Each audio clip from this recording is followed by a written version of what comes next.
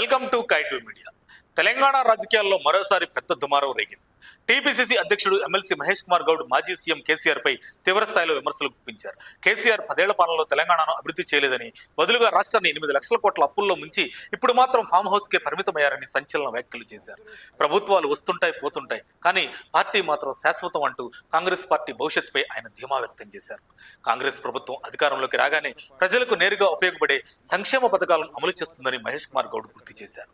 మహిళలకు ఉచిత బస్సు ప్రయాణం నుంచి ప్రజలకు సన్నబియ్యం పంపిణీ వరకు ఎన్నో కీలక నిర్ణయాలు తీసుకున్నామని తెలిపారు. అభివృద్ధి, సంక్షేమం 2 కళ్ల సిద్ధాంతంతో తమ పాలన కొనసాగుతుందని స్పష్టంగా చెప్పారు.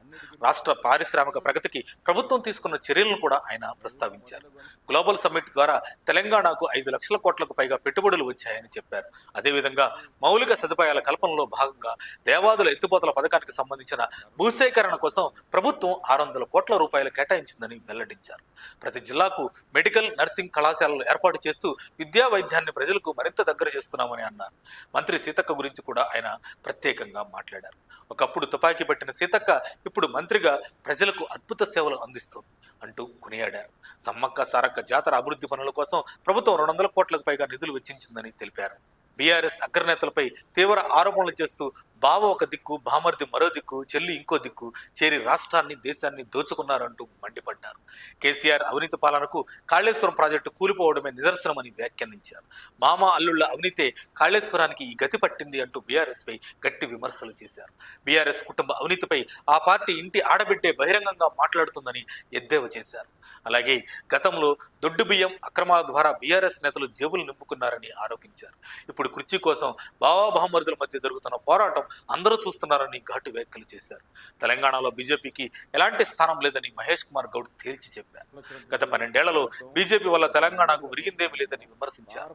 లాభాల్లో ఉన్న ప్రభుత్వ సంస్థలను అంబానీ, అదానీలకు అప్పగించడం కేంద్ర ప్రభుత్వం అలవాటుగా మారిందని మండిపడ్డారు. ఉదయం లేస్తే దేవుడి పేరు చెప్పి రాజకీయాలు చేయడం బీజేపీ నేతలకు అలవాటైందని ఆగ్రహం వ్యక్తం చేశారు. కుల సర్వే నిర్వహించడం ద్వారా తెలంగాణ దేశానికి రోల్ మోడల్ గా నిలిచిందని చెప్పారు. స్థానిక సంస్థల ఎన్నికల్లో బీసీలకు 53% టికెట్లు కేటాయించడం ద్వారా సామాజిక న్యాయానికి కాంగ్రెస్ కట్టుబడి ఉందని స్పష్టం చేశారు. ఇక డీలిమిటేషన్ తర్వాత వచ్చే ఎన్నికల్లో కాంగ్రెస్ 100 స్థానాల్లో గెలవడం ఖాయమంటూ ధీమా వ్యక్తం చేశారు. దీనిపై మీ అభిప్రాయం ఏమిటి? కేసీఆర్ ఫామ్ హౌస్ కే పరిమితం అయ్యాడన్న మహేష్ గౌడ్ వ్యాఖ్యలపై మీరు ఏమంటారు? కింద కామెంట్ చేయండి.